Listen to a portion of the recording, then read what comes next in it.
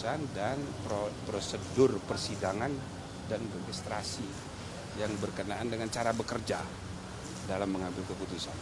Intinya banyak sekali masalah yang kami temukan, ya. Jadi dari 3 hakim ini saja muntahan masalahnya ternyata banyak sekali. Nah, jadi kami mengucapkan terima kasih pada masing-masing hakim, ya kan? Nanti meskipun semua hakim ini terlapor, tapi kan tingkat tuduhan pelanggarannya beda-beda. Nah, nanti biar kami memeriksanya, harapannya tidak lain supaya kepercayaan publik bisa kembali. Ya, putusan kami nanti diharapkan jadi solusi kalau bisa, gitu ya. Nah, banyak sekali masalahnya. Masalahnya kan sudah di sidang tadi nggak ikut. Terkait dengan mekanisme dalam memutuskan putusan nomor Ya, jadi tadi kan di sidang kan ada satu masalah hubungan kekerabatan, ya, di mana hakim diharuskan mundur dari perkara itu tidak mundur. Itu kan banyak tadi, hampir semua pelapor itu mempersoalkan itu. Yang kedua soal hakim berbicara di depan publik, ya, mengenai isu yang sedang ditangani atau mengenai hal-hal yang diduga berkaitan dengan substansi perkara, nah, gitu loh, ya kan? Padahal patut diduga bahwa ini ada kaitan paling tidak dalam persepsi publik. Nah, ini yang kedua, ya kan, yang dipersoalkan orang sebagai masalah kode etik. Yang ketiga itu ada hakim yang saking kesel, ya kan, mengungkapkan kemarahannya ke publik. Lah, ini kan masalah internal hakim, kok diumbar keluar. Nah, ini masalah juga. Nah, lalu ada lagi hakim yang menulis dissenting opinion, tapi bukan substansi ide yang dituliskan, tapi ya ekspresi kemarahan. Nah, ini kan jadi masalah juga. Nah, itu sudah berapa tuh? 4. Yang kelima soal prosedur registrasi, kok ada yang loncat-loncat. Nah, itu dipersoalkan, ya kan? Prosedur misalnya ada perubahan, ditarik kembali perkaranya, kemudian dimasukin lagi hari Sabtu, nah, gitu loh. Jadi ini yang teknis-teknis begitu. Tapi ini kan ada kaitan dengan motif etika, motif kepemimpinan, motif good governance. Nah, ada lagi yang mempersoalkan kok MK ini lambat sekali dibentuk. Nah, ini misalnya Ziko tadi, ya kan? Dulu sudah ada Dewan Etik, sudah tidak ada lagi setelah undang-undang baru. Lalu dia menyampaikan laporan, harusnya ditindaklanjuti oleh MK, tapi dia bayarin berbulan-bulan, ya kan? Nah, itu juga persoalkan juga sebagai masalah kode etik. Jadi sudah 6. Nah, ada lagi, apalagi tadi satu lagi. Jadi semua itu tercermin dalam isi laporan. Nah, jadi kami sesudah nanti selesai dengan semua pelapor hari Jumat, ya, mudah-mudahan sampai Kamis pun 9 hakim semuanya sudah kami dengarkan. Nanti baru kami akan rapat bertiga untuk menentukan bagaimana kira-kira putusan terbaik dari Majelis Kehormatan. masalah yang dari pelapor, kalau yang di-spill dari 3 hakim kan katanya tidak. Oh ya banyak, tapi ya nggak bisa saya kemukakan. Makanya sidangnya tertutup. Terkait dengan nanti hasil-hasil itu kan masih nanti akan dibicarakan. Ya. Opsi-opsinya apa saja? Seperti tadi sudah disebutkan. Loh, kalau apa opsi itu maksudnya? Opsi itu apa? Oh, ini nggak sabar dia mau cepet-cepet putusan. Kalau di PMK itu kan jelas sanksi 3 macam: teguran, peringatan, pemberhentian. Nah, pemberhentian itu kalau eksplisit disebut pemberhentian dengan tidak hormat. Tapi kan ada juga pemberhentian dengan hormat. Ada juga pemberhentian bukan sebagai anggota tapi sebagai ketua, misalnya begitu.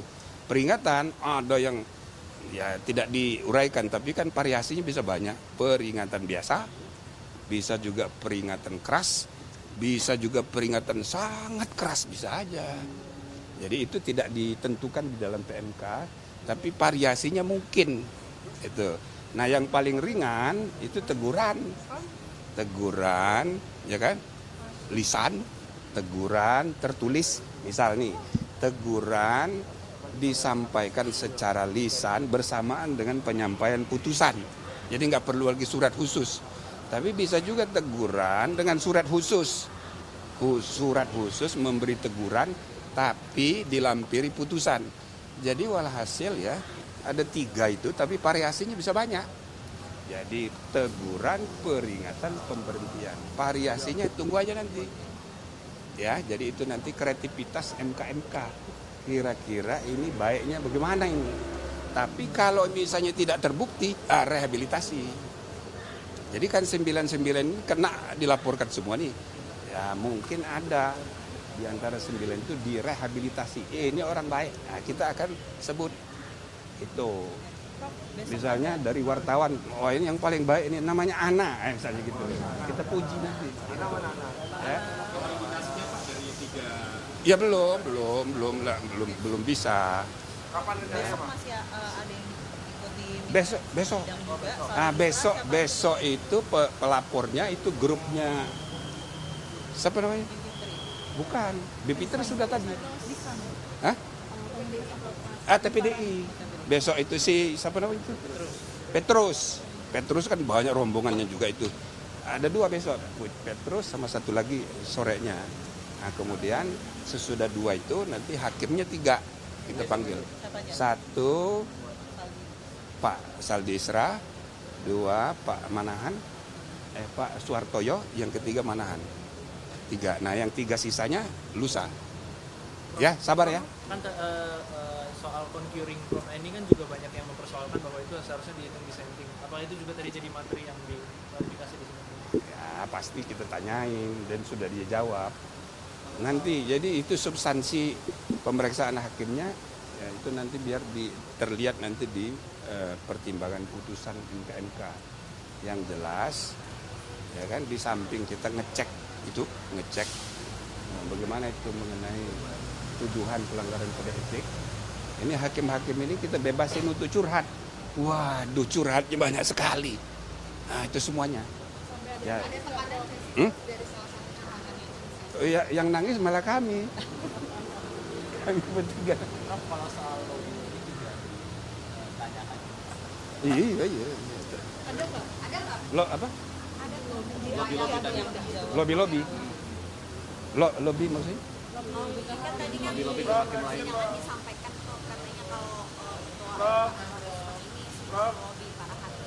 Ya, pokoknya itu masuk wilayah yang masih dirahasiakan. Bukan materi, kalau enggak ya kan enggak tertutup dong. Enggak tertutup. Hah? Tapi ditanyakan tadi. Ya pokoknya semuanya yang namanya curhat semua ya kan kita Soal apa aja Prof sampai nangis gitu Prof? yang mau nangis itu kami bertiga. Iya,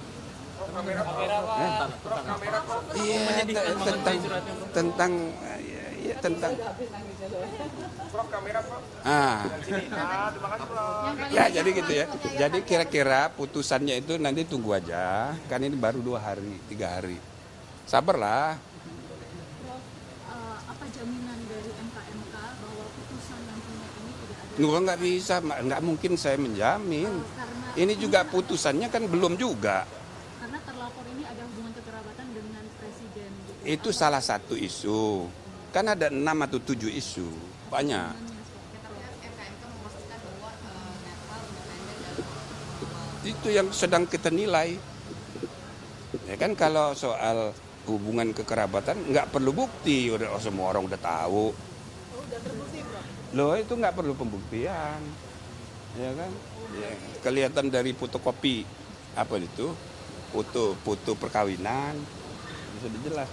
Dan itu untuk pengetahuan umum begitu nggak perlu pembuktian. Berarti putusan MK ini dapat dijamin akan berlaku independen dan Nggak perlu, nggak ada jaminan. Orang kami belum rapat, kan nanti yang memutus bertiga. Ini kan baru tanya saya nih. Jadi saya hanya menjelaskan prosesnya. Prosesnya ini masih panjang, yang penting masyarakat mesti tahu bahwa kita sudah berusaha secepat mungkin menyelesaikan masalah ini untuk menjamin kepastian supaya persiapan pilpres, persiapan pemilu itu jangan lagi dihantui oleh ketidakpastian. Nah, itu satu. Yang kedua, kita memastikan ini kita percepat tanggal 7, ya kan? Karena ada permintaan dari pemohon, dari pelapor, supaya sebelum tanggal 8 sudah diputus. Karena hanya tanggal 8 itulah hari terakhir mengenai kemungkinan perubahan pasangan. Tapi berarti bisa mempengaruhi masalah. Nanti dulu. Saya hanya menjelaskan jadwalnya. Jadi supaya orang jangan menduga, wah kami sengaja memperlambat, ya kan? Jadi putus tanggal 10, enggak, kita bikin percepat tanggal 7. Artinya ini bisa mempengaruhi putusan yang kemarin ya, Prof? Apa itu? Kalau putusan dari MK. Nah, yang kedua, banyak di antara pelapor itu berharap putusan MK itu diubah dengan putusan MK. Makanya tadi saya sudah bilang kepada Profesor Dani, Profesor yang Kals, ya kan? Ya, prinsipnya ini adalah lembaga penegak kode etik. Kita nggak menilai putusan MK. Tapi kalau Anda ini bisa meyakinkan kami bertiga dengan pendapat yang rasional, logis, masuk akal, dan bisa diterima, akal sehat, why not? Artinya bisa. Cuma harus dibuktikan. Nah, tadi kan sudah dibuktikan. Kami belum rapat. Ini kami bertiga itu saya nggak tahu berapa orang yang sudah yakin. Saya kok belum terlalu yakin gitu loh. Nah, jadi silakan nanti besok itu akan ada lagi ahli-ahli lain berusaha meyakinkan kami. Bisa aja kita berubah. Gitu loh.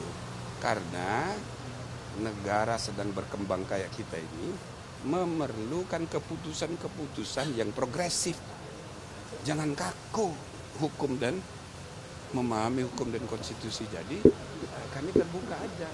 Cuma ya belum tahu nanti putusannya. Sekarang sih belum. Kalau berubah itu formulanya jadi seperti apa? Apa itu? Tetap lanjut lewat MK keputusan.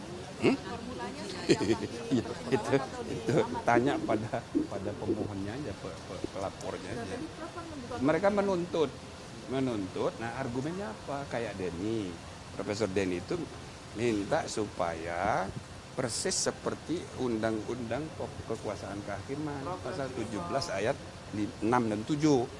Di ayat 7 itu dibilang ayat 6 dibilang putusan tidak sah kalau ada pelanggaran. Nah, yang ayat 7-nya dibilang putusan yang sudah itu dibahas lagi, dimusyawarahkan lagi oleh majelis yang berbeda. Maksudnya majelis yang tidak melibatkan orang yang diberi sanksi etika. Berarti 8. Lah kalau 8 bisa berubah putusan gitu loh. Secara teoritis begitu. Tapi masalahnya di Undang-Undang Dasar kan sudah ditegaskan putusan MK bersifat final. Nah, itu bagaimana itu? Nah, bagaimana yakinkan kami bahwa Undang-Undang Dasar itu bisa kita langgar? Ya kan? Kan yang mengatur ini Undang-Undang Kekuasaan Kehakiman lebih rendah dari Undang-Undang Dasar. Nah, itu bagaimana menjelaskannya itu? Nah, jadi kalau ada yang bisa meyakinkan bahwa kita harus merujuk kepada Undang-Undang Kekuasaan Kehakiman meskipun beda dengan ketentuan pasal 24C ayat 1 Undang-Undang Dasar. Nah, bismillah. Nah, gitu loh. Jadi sepanjang yang sudah dijelaskan hari ini baik oleh Kals maupun oleh Profesor Denny dan juga tadi Ziko, ada satu lagi LBH Yusuf. Ya, bagus-bagus pendapatnya, cuma kami belum rundingkan. Ya kan? Misalnya saya yakin, yang dua lagi belum tentu yakin. Itu loh. Jadi sabar. Ya, gitu ya. Ya, Pak. Oke, terima kasih ya. Terima kasih, Bro. Ya, sini Pak, sebentar. Oke.